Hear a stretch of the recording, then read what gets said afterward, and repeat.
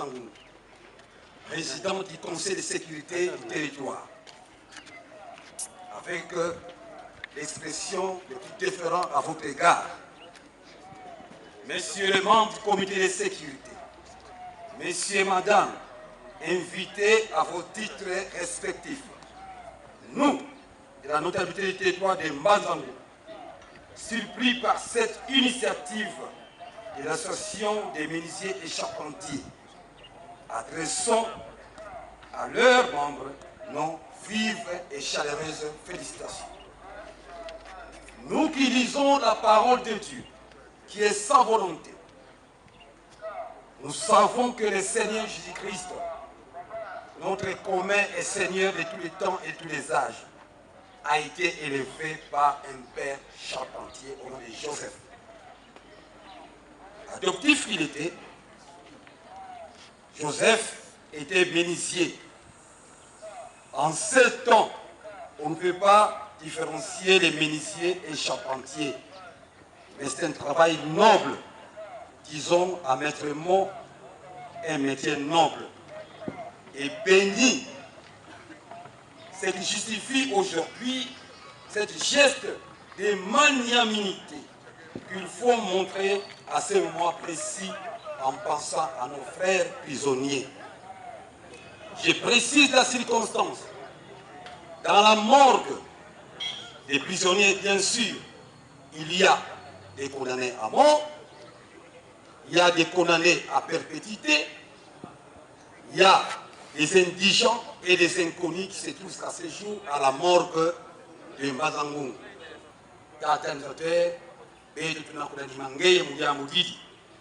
Soyez interprètes auprès du gouverneur des provinces du Congo central et à la hiérarchie de notre pays de ces nobles gestes.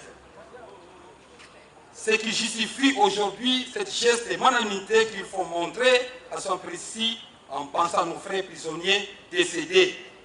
Ces 50 abris, cercueils, quoique morts, nous les savons honorer pour qu'ils aient, qu'ils subissent ces citoyens, le funérail digne de leur rang.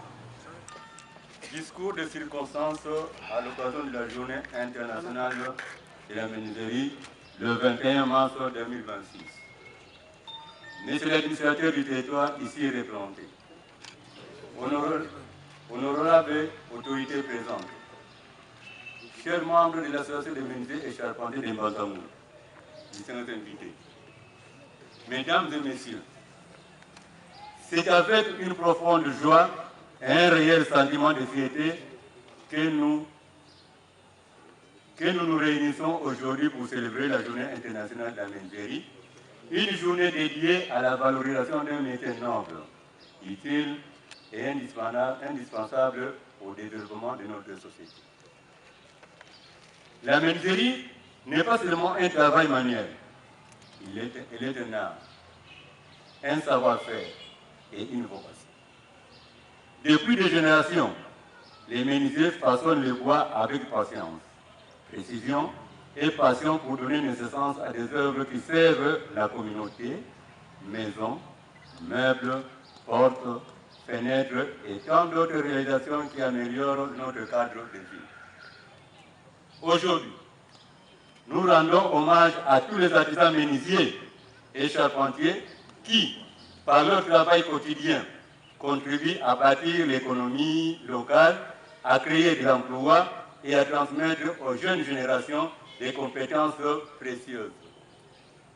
Mais la célébration de cette journée revêt également pour nous une dimension profondément humaine et solidaire. En effet, les membres de notre association ont décidé d'unir leurs efforts pour confectionner des cercueils destinés à honorer dignement les défunts prisonniers dont les corps se trouvent à la morgue de Nsonangoulou.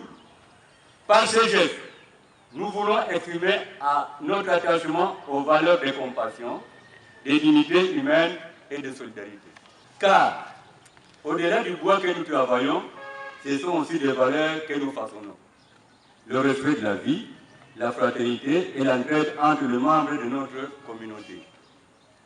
La marche carnavalesque que nous venons d'organiser symbolise non seulement la fierté de notre métier, mais aussi l'unité et la force collective des artisans menuisiers des territoires de Mbanzangoum. Elle est un message d'espoir, de reconnaissance et de visibilité pour tous ceux qui exercent ce métier avec courage et détermination. Nous remercions sincèrement les autorités territoriales pour leur accompagnement et leur soutien à notre initiative qui, aujourd'hui, témoigne de l'importance accordée à la promotion des métiers artisanaux dans notre territoire. Chers collègues menuisiers et charpentiers, continuons à travailler avec passion, honnêteté et professionnalisme.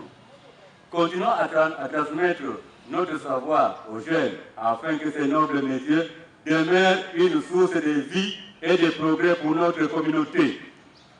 Que cette journée soit pour nous tous une source d'inspiration, de motivation et d'unité. Amis de métier, oui. Amis de métier, union, progrès, travail.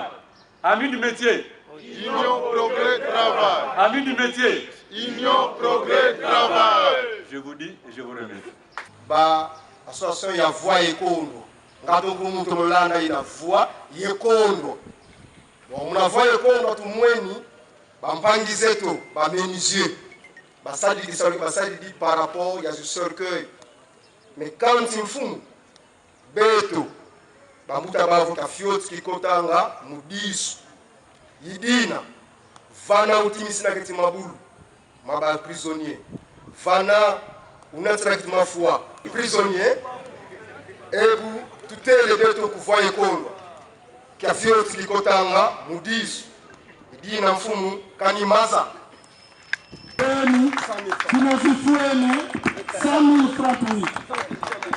Merci beaucoup. C'est vrai, Eza mokolo oya esengo na biso ode tomesana koloba toliaka libaya na mokolo na lelo mokili mobimba soko célébrer likambo etali nzete libaya awa na Mbanzangungu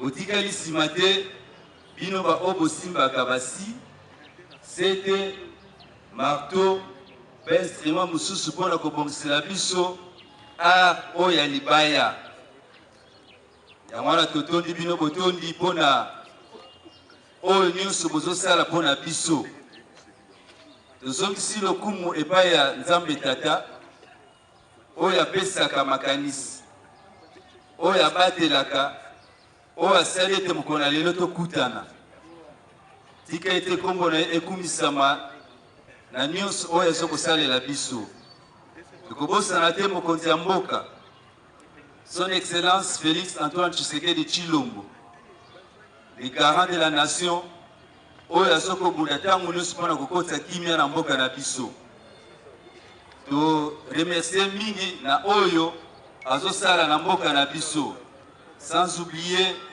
gouvernement na ye nyonso na mama na biso Judith Suminwa na effort bazosala mpona kokotisa kimia mpe mpona kotombola mboka na biso. Merci na bandeko nyonso oyo tosalaka mosala awa na territoire ya Mbanzangu kobanda baassistant mpe bachef de service bandeko ya sécurité na ndenge toza elongo mpona kotombola territoire na biso ya Mbanzangu. Nazotonda susu koleka le président ya association ya ba menuisier pe ba charpentier ya Mbanzangu na initiative ya kitoko oyo bazwi mpona kosangisa bandeko nyonso oyo tosalaka mosala libaya pour que na kozala esika moko. À moins que je me trompe, je ne sais pas s'il y a déjà une association de menuisiers la province de la Congo central ou bien territoire pour la fabrication à 50 cercueils pour le kokunda bandeko na biso. Tout le monde qui est très louable. Nous avons qui s'y maté, peut topesa qui bino nzela pour la kosala yango. Yango soki bokoki kumebete la susu maboko makasi pour la likamo bien bosali. Dena le bito kumisema kimi. Lele oyo cercueil bongele meso. bandeko na biso bakokundama to bakokundama te na wana nzambe apambola bino mingi koleka na kati na yango tokobosana te. C'est vrai bandeko na biso bamenize basungi biso mpona bacercueil mais mpona kotimola libulu mpona kotransporte mpona kosomba eloko nyonso buke bakundama na lolenge ya malamu esengeli mpe bamoyen ezala. Tovandaki te toyebisaki mpe baoyo toyebisaki na baoyo toyebisaki toza na mwana na biso moko ya territoire na biso ya Mbanzangu, koko na biso, yaya na biso, noko na biso. Tanga yoki likambo nana kozonga nsima te po posa nanga ezali bandeko na nga na bakundama rapidement parce que tokoki kozwa bacercueil soki makoki eza te mpona kokunda ekovandela na biso awa ata 1 mois wana tokomona tosaka na difficulté wana na yango na kotanga kombo na ye eza son excellence monsieur le vice-premier ministre, ministre de l'économie nationale Daniel Mukoko Samba yende soki tokobetele pe maboko makasi. Merci à l'AMCM. Merci beaucoup pour ça. Oui, c'est là qu'il y a des solo. Makisona mena mama. Ndegi tolobaki tozoya kotikela bino ba cercueil oyo na tina ke bendijo baza na morgue. Ba cercueil yango topesi bino na kombo ya association pe na kombo ya comité mobimbo basali effort na tina pour kokokisa réalisation oyo. Merci. Tout ça na biso pour le za la enterrement. Bobengisi biso koboya. Voilà, merci beaucoup. Est-ce qu'on a perdu très fort? L'administrateur de territoire vient de recevoir le cercueil pour enterrer nos frères et sœurs. Merci. Merci beaucoup. Tout le monde a vu tout qu'à la